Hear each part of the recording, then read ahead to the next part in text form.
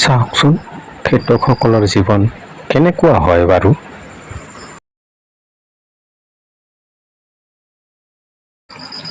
সেউজীয়া শুৱনি আমাৰ পথাৰ।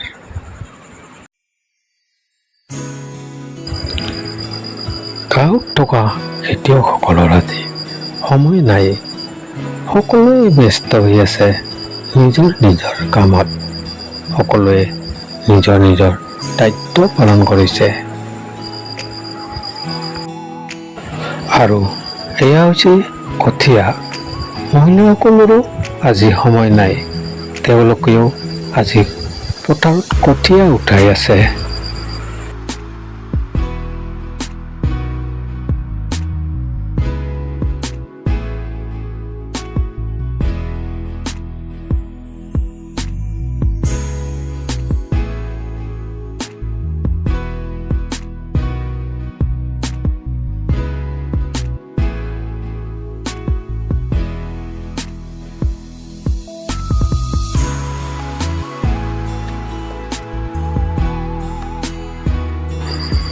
গাঁৱলীয়া মানুহৰ প্ৰধান কামেই হৈছে খেতি।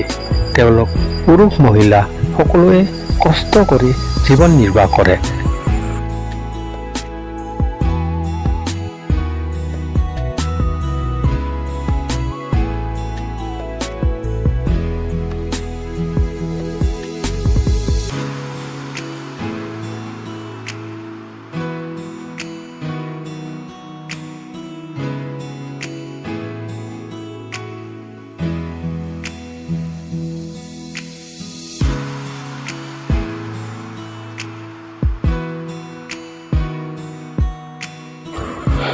আৰু এই পথাৰত খেতিয়কসকলে কোনোবাই ব্যৱহাৰ কৰিছে ট্ৰেক্টৰ আৰু কোনোবাই ব্যৱহাৰ কৰিছে গৰু।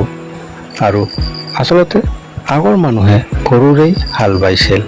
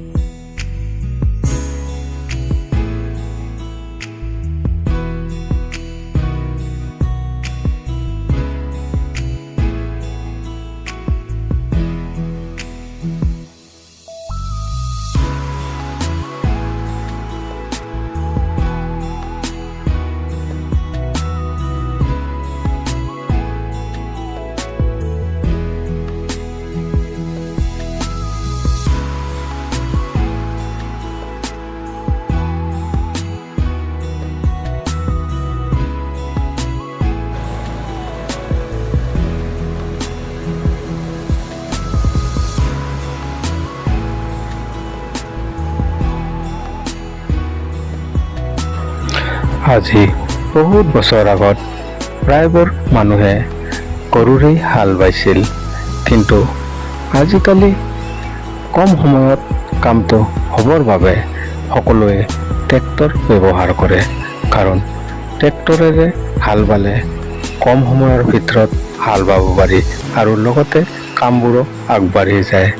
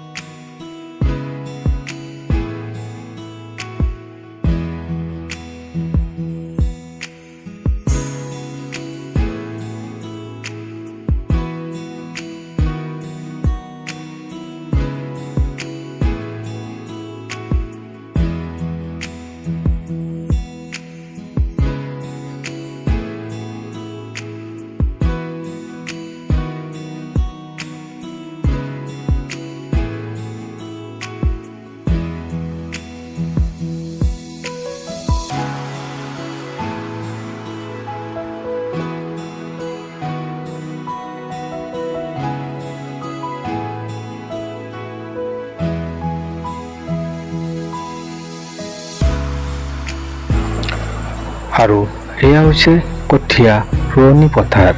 কি ধুনীয়া, কি সুন্দৰ সেউজীয়া পথাৰ, যেন চাই থাকিবলৈ মন যায়।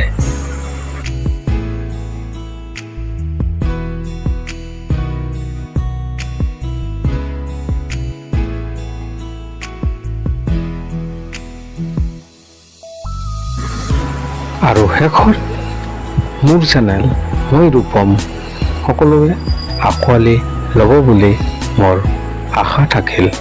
ধন্যবাদ।